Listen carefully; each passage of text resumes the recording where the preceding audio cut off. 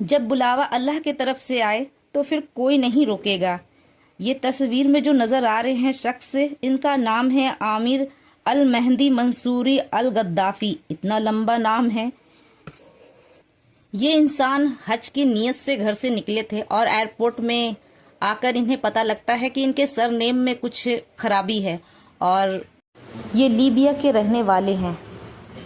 पहले तो मुझे ये न्यूज़ फेक लगी, लेकिन आप जैसे जानते हैं कि सोशल मीडिया में अक्सर फेक न्यूज़ फैलाया जाता है। फिर मैंने चेक किया तो देखा ये सच है।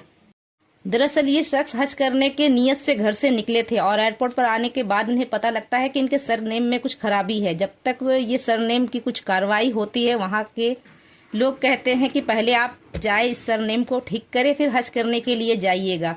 लेकिन इनका जिद था कि मैं हज करने जाऊंगा।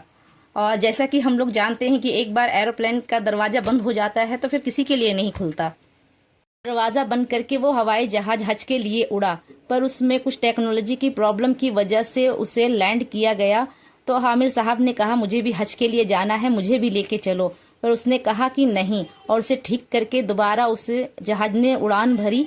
फिर से वही प्रॉब्लम आई और फिर से वो जहाज लैंड किया और फिर से आमिर साहब ने कहा कि मुझे लेके चलो हज के लिए। उन्होंने मना कर दिया। फिर से उसे ठीक करके फिर से वो हवाई जहाज उड़ान भरी। फिर से उसमें वही टेक्नोलॉजी की प्रॉब्लम आई और फिर से वो हवाई जहाज लैंड किया। ये तीसरी बार था और ये पायलट आया और कहा कि अब आमिर साहब को लिए बगैर ये हवाई जहाज नहीं उड़ेगा। इसका जो भी प्रोसेसर है आप करें और इसे जाने की इजाजत दें। और इजाजत मिलने के बाद आमिर साहब को इस एरोप्लेन में बैठा दिया जाता है और ये सीधा एरोप्लेन अरब जाकर लैंड करता है बिना किसी खराबी के। तो कहते हैं ना कि अल्लाह को आपकी नेकियां पसंद आनी चाहिए। तो मुझे इसमें एक शायरी याद आती है।